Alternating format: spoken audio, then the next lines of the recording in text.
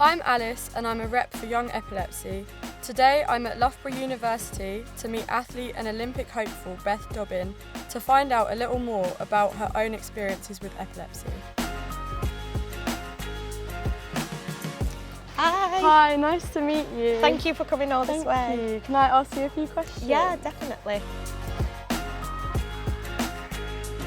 How was your training going today? Yeah, it was a really good session today, and we just had some short stuff today. You might have seen the cones that we had out on the track, so that's kind of practicing good technique and getting your hips nice and high.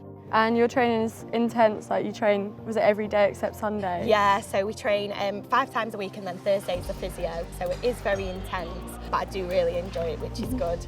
So in terms of your epilepsy, when you were first diagnosed, what were some of the biggest challenges for you and how did you overcome them? I think the biggest challenges for me was being on medication. So the medication that they put me on came with a lot of side effects. So I was very drowsy, lethargic, I didn't have much energy, and I was doing athletics at the time, and my times just really dropped down, like by seconds, which is huge in athletics. So I was going to school, coming home, sleeping, going to training, sleeping, and I just felt exhausted all the time.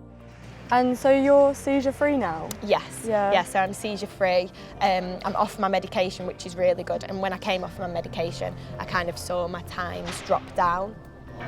Once I was fully off it, I just started really feeling anxious and worried, to the point where I was kind of started convincing myself that I was going to have another seizure. And I don't think the worry of having a seizure will ever go away. I think it gets a lot less, but the thought of a seizure might strike, and also the fact that if it does strike, for me, there would be a lot of serious implications. It would mean that I would have to take some time off my athletics. That's how I earn a living, so kind of it is a huge worry. I think the main thing that helped me was kind of just focus on yourself. Don't compare yourself to others. So if you just set yourself little goals, I always used to think, right, this year I want to run faster than I've run that year, and if I achieve that, I'll be happy.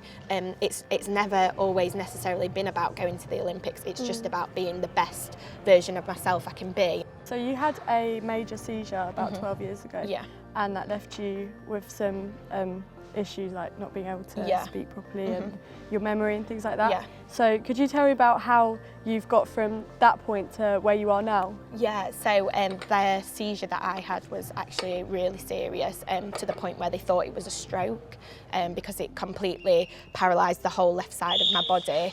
I didn't have like good movement, I couldn't recognise my parents, it took my memory, it took my speech.